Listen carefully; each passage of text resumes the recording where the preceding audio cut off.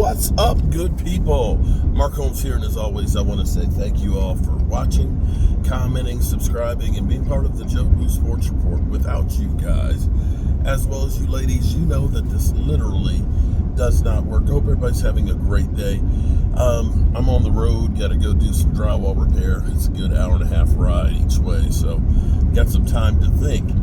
But we have some interesting news that may have major ramifications and what I believe is also a precursor to the 18-game season. The NFLPA is looking at to basically change OTAs from what we've been used to.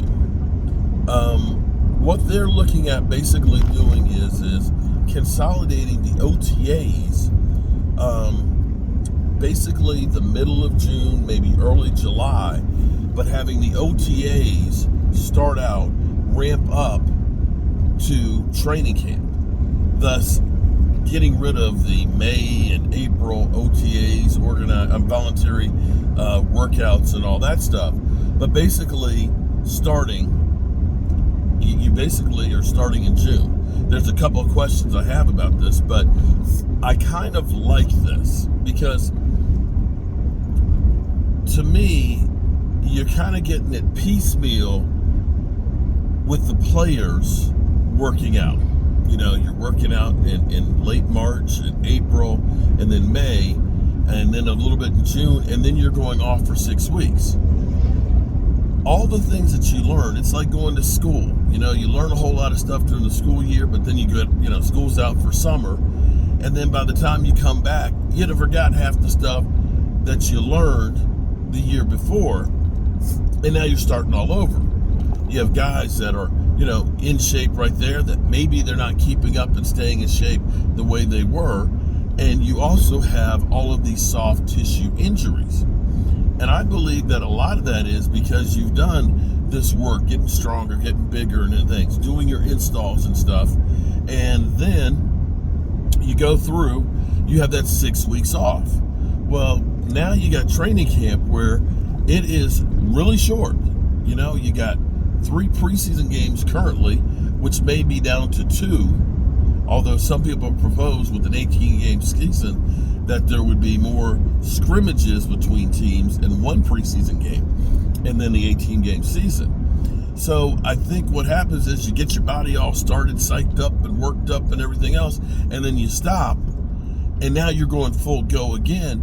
And I believe that's where you get a lot of these soft tissue injuries, where you get your hamstring pulls, your plantar fasciitis, because now you're trying to hurry up and get ready for the season. So that's the positive in my mind, that if you start out in June, lifting weights together and doing the installs and getting out on the field, and each week you're building up, till you eventually get to real practices and training camp, that maybe you do reduce some of that. And see, this is where I look at it and think that this is the NFL and the NFLPA preparing for the 18-game season. Because what's going to happen is you're going to probably add another bye week in another week. So that means currently Super Bowl is almost middle of February, 2 more weeks left. You're almost in March. You literally are almost in March. At the end of the season. Why not look at this and say, we got April to get ready for the draft, right? And combine and stuff. So you do that stuff, you do the draft, but you let those players heal. You let them get their surgeries on, get their, relaxation on. You let them heal. So they've got March, April, May, and part of June. That gives them 3.5 months to actually be real people. That gives them 3.5 months to have their surgeries and do their rehab. Now, I believe that that's the way they're looking at it, because you can't go ahead and say, we're going to continue playing till almost March, and then we're going to start having organized team activities in, April, and then we're going to have it's not enough time for the players to really recoup. Now, the downside to this is you're rookies, this is where I don't know how it's going to work, unless maybe they keep OTAs or rookie minicamp earlier for the rookies to get in. But you're going to have players drafted, and then you're not doing anything till June. That may be good for the player because they've gone through their college football career. Now they're training for the combine. They're going through the draft. That might be a chance for them to catch their breath before they get thrown to the wolves. But the NFLPA is discussing this and sending this out to the players to think about what do they think about this idea.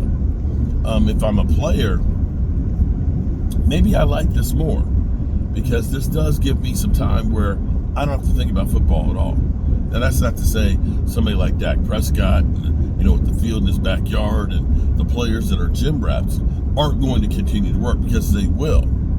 They will continue to work out. But as far as having to report to your boss and your owners and all of this and the team, you kind of get a chance to let your brain heal, to kind of get back to life, maybe have some semblance of a life, with your family and your kids, and you go on a nice vacation and do all these things. I think it's a good idea for the most part. So the NFLPA is sending this out to the players, sending out feelers and stuff on this, in which case they'll see if they decide to vote on this. And if this does happen, look for this to happen, not just, the next collective bargaining agreement. They're looking at this happening next season. And I will say, I think you would end up having a better product on the field. And here's why I say this. This goes back to me saying that, you got your OTAs, you got 3 practices this week, you're doing your installs. The Cowboys were doing, I believe, install 3 and 4 or 4 and 5 this week of their plays.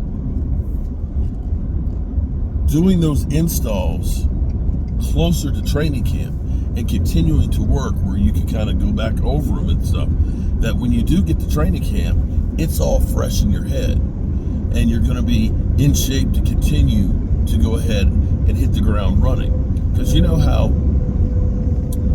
the first week in training camp, and I'm going to training camp, y'all, I'm letting you know now, we're going to go to training camp. I wish they would hurry up and release the schedule for training camp.